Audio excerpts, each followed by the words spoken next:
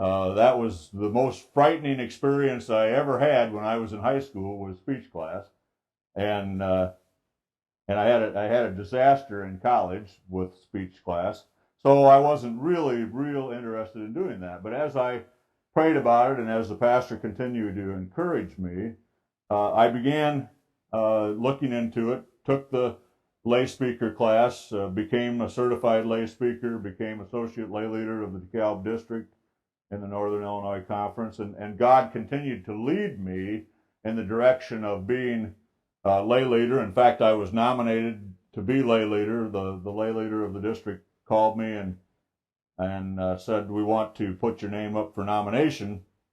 And as I prayed about that, I believed that God said no. And as I heard that, I knew that one of the things that I had started to do was persevere in God's will. I hadn't given up on lay speaking. I stayed with it to the point of teaching several classes. And so it was one of the small victories in my life that I knew God had called me to persevere. And when my prayer request turned out to be no, don't accept that nomination to be lay leader, I was a little bit shocked at what God was doing, because I thought, now wait a minute, you've taken me in this direction, and here's where I thought we were going, and of course the lay leader was extremely disappointed in that decision. 2 months later, I got a very strong message that God was calling me into pastoral ministry. Had no idea how to do that. The pastor at the time counseled me. When I literally in tears said, "I have no idea how to be and don't have the gifts to be a pastor," and he looked at me and said, "You're right. You don't. God does." And so I managed. We had a third grader and a fifth grader. Uprooted them and my wife from the farm to a little tiny place called Apple River, where I was part-time pastor and could drive to Dubuque Seminary.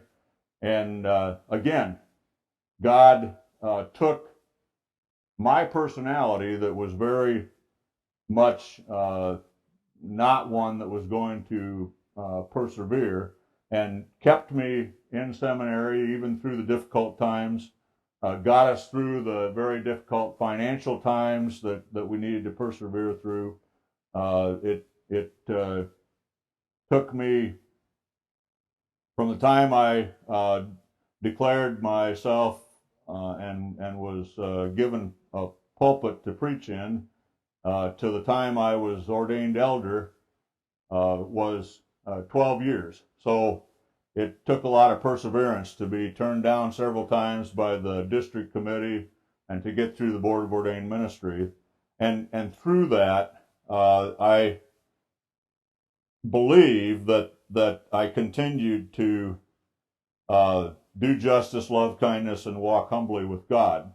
And I believed that the psalm that says, "I have no good apart from you," applied to me very strongly. But the message of encouragement that I wanted to give this evening was to persevere. Whatever it might be in life that seems like it's out of your reach, God can take you through that. Certainly for me, ordination was that trial of perseverance that at many times I thought, maybe this really isn't the calling that God had for me, and yet I was always encouraged by God that, yes, this is the calling I have placed on your life, and you need to persevere because I'll get you through it. So the message this evening that I have for you is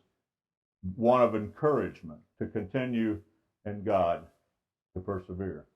Amen.